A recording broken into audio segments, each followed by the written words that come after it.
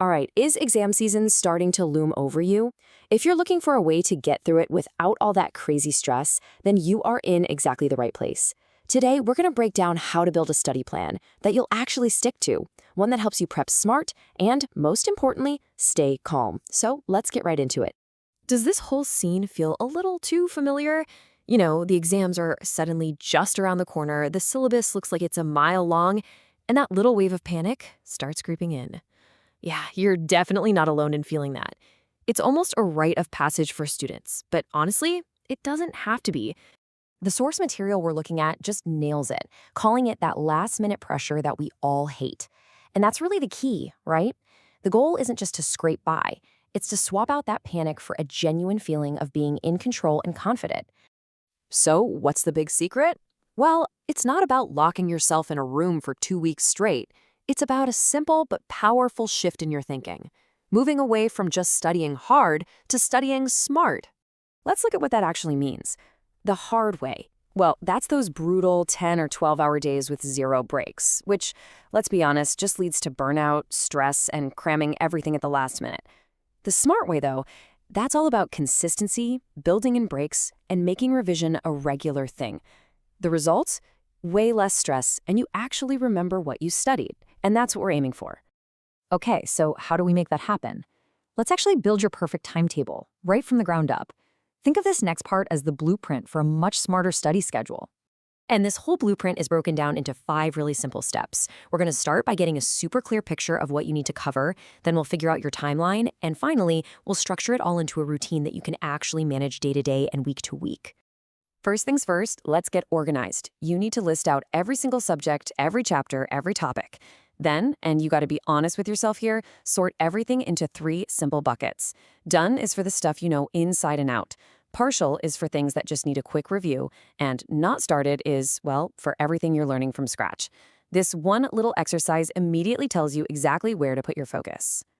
Step 2 is an absolute game changer. It's the 70-30 rule. Count up all the days you have left until the exam, but here's the trick. Only plan to study for 70% of that time. That other 30%, that's your buffer. It's for sick days, for topics that are tougher than you thought, or just for life getting in the way. This is your psychological safety net, and it's what stops one bad day from wrecking your entire plan. All right, next up. Instead of a super rigid hour-by-hour schedule that you'll break on day 1, start thinking in flexible blocks of time. Maybe you dedicate mornings to the really tough stuff like math or physics. Then, afternoons are for theory subjects, and evenings are perfect for revision and practice problems. See?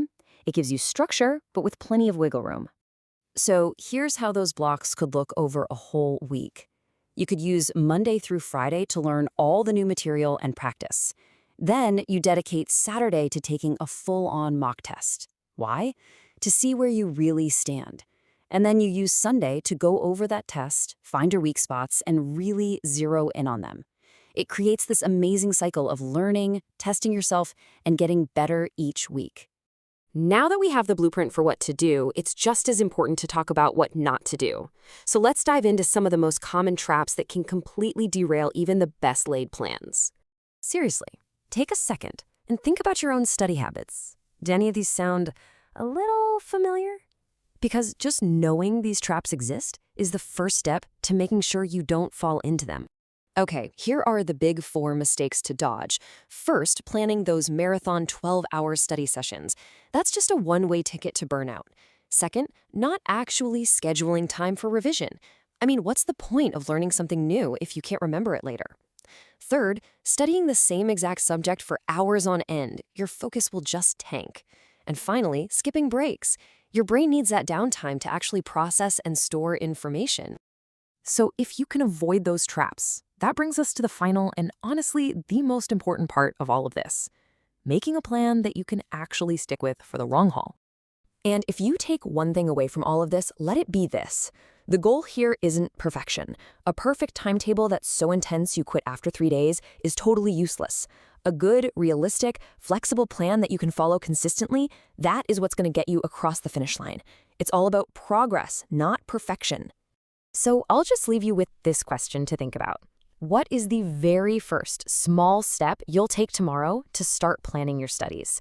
Will you just make that list of subjects? Or maybe just start thinking about your day in blocks? Just remember, that journey to stress-free exams, it all starts with one simple step.